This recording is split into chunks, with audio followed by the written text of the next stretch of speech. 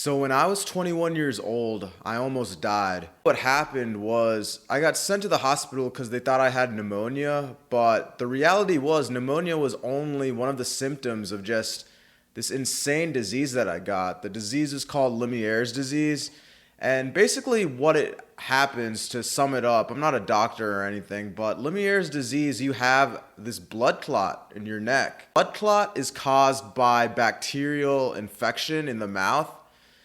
And for me, this giant blood clot formed on my neck and it released bacteria into like my bloodstream. It caused me to have not just feverish symptoms, but pneumonia. Lost like 20 pounds from that disease. Harsh symptoms of the disease lasted about 2 weeks. After I got released from the hospital, I had to go on blood thinners for about 90 days and, just lots of bed rest and couldn't go to the gym, was fragile, weak, breathing issues. It was just this crazy disease. Couldn't do anything for a couple months. And as a result, that semester in college, I had to take a break for a little bit. But it was just a tough time in my life. There were really three things that I learned from nearly dying at age 21. And that was friends, the truth about friendships, the truth about time, and just the gift of life in general, man.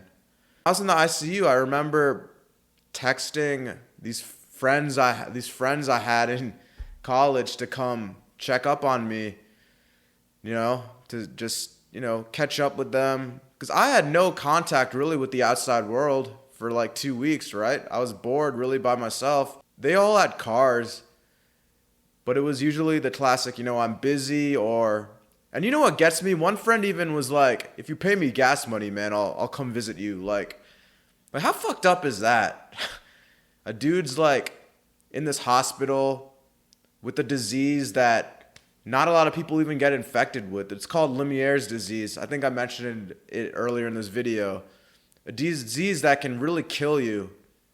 And yet, a person who thought your friend literally texts you, hey, if you give me gas money, I'll come through and visit you. Like, what does that say, man? And I remember getting so pissed off at the time.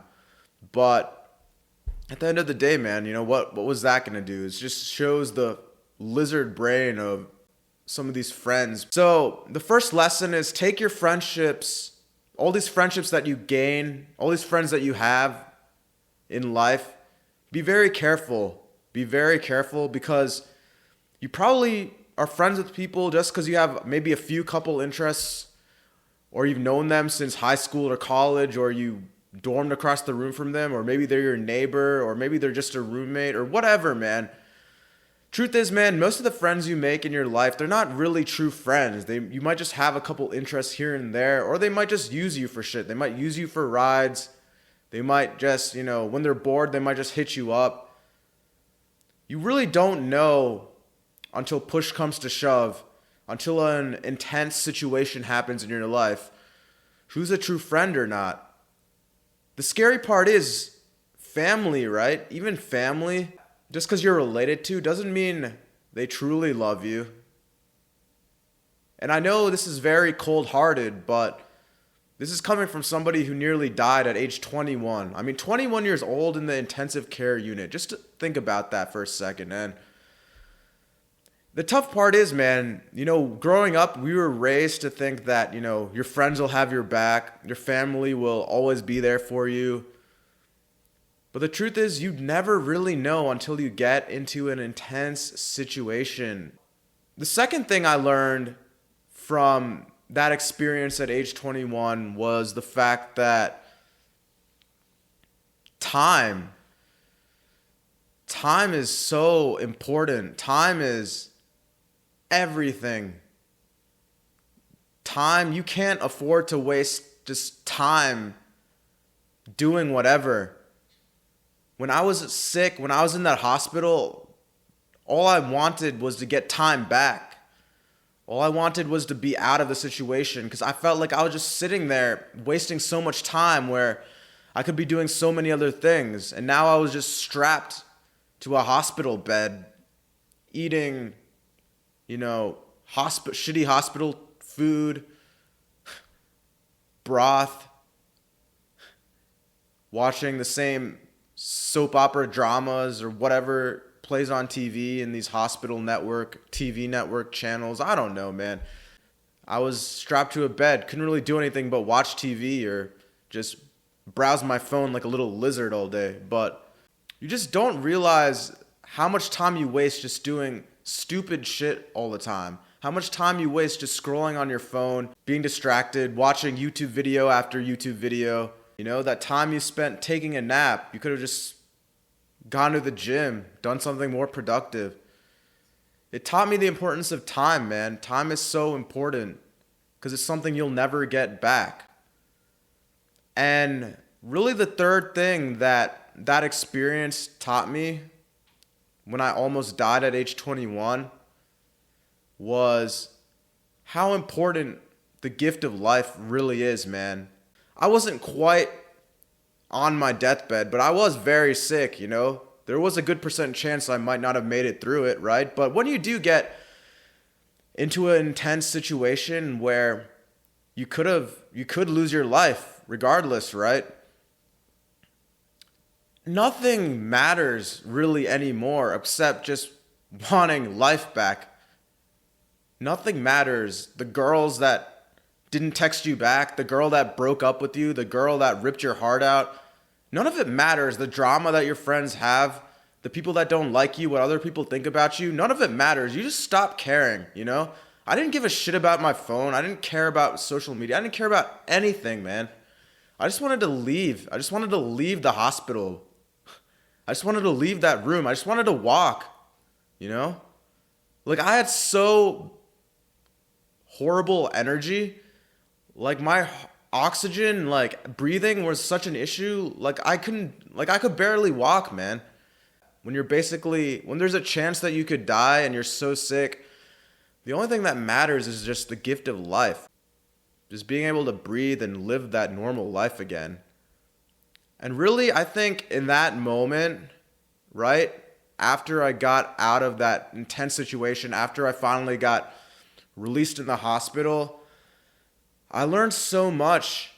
And I think, you know, and I'm not going to sit here and be like, oh, you know, I became like an alpha male, like I got super shredded, like I became a cold-blooded savage, like, you know, that inspired me to become this amazing, like, dude, and just like now I got all the bitches after that, you know, people love me. Like, no, man, you know, after that moment, to be honest, I still struggled in life. Like, I still went through a lot of shit, you know. This was all part of early male life. I was 21 years old at the time. I still struggled afterward, but what that moment did teach me, man, was those three things, you know, time, the gift of life, to stop, you know, focusing so much on these petty things, stop focusing so much on drama, and the truth about just friendships, how so many people who say they give a shit about you, really, even family, right? People really, you know, a lot of people aren't going to truly realize what they lost until it's gone, you know? And thank God, you know, nothing bad happened to me, right? I'm obviously still here living, but ask yourself this, man, you know, what regrets right now do you have in life? You know, what drama do you have in life? At the end of the day, just be thankful you have life. Be thankful you have the gift of life. Be thankful you're healthy, man. Because you never know when it could just be taken away from you. You never know when it could all just be gone. And looking back at my life, I think part of the reason, you know, I am the way I am, right? You know, I'm very, like, I'll put it this way, you know, I'm not afraid to call people out on their shit. It's not anything bad. It's just because I think you have so much potential in you. And you're my friend. And I'm not afraid to call you out for it. You know, if I think you could do something better, I'll say it. You know, I'm not afraid to say it. I'm not afraid to speak my mind. Because simply, you know, I had a life-changing moment. I had a moment where I almost died. And, you know, I don't want these friends, these acquaintances of mine, you know, just people in general wasting their life away. And I think that's part of the reason a lot of people don't. I mean, I'll be honest, that's part of the reason why A lot of people have left. They don't like being around me. They've ditched me because I might have said something that got taken the wrong way. Maybe I do take it some far sometimes, and that is kind of, I guess, a weakness of mine, but it's all positive, constructive criticism. You know, I'm not just being a dick for the sake of being a dick. And a lot of people, they're so weak-minded. They're lizard brains. They're so thick-headed, right? They think they're always right. And yeah, you know, I'm not perfect, but at the same time, it is what it is. And what I don't want, right, is, you know, to me, be sitting there like on my deathbed one day and being like, man, I should have tried this. I should have tried that. What if I did, you know, start a YouTube channel and who knows what could have happened, right? There's a lot of people, man, that are like pretty good looking. They have a good career. They can hold a conversation on. Yet they won't approach the cute girl just sitting at the park bench, or they won't simply say hi to that stranger because they're so fucking scared. It's ridiculous, man. Because when it's all gone, it'll be all gone. You won't have anything left. I'm a guy who almost lost his life at 21, sitting there in the ICU, hoping that, like, I get out of this situation, just not giving a fuck about anything, just wanting life again, my life to go back to normal, my life to just leave the ICU, just leave the hospital, just to walk normally, to be able to exercise, do anything again, you know? And for those 2 weeks I was in the hospital, you know, it was horrible. Like, I legitimately, there was a percent uncertainty if I could even make it out. And I know I didn't get into really the back stages of the disease I have, and I'll do that right now real quick, but you know, Lemierre's disease is a very rare disease.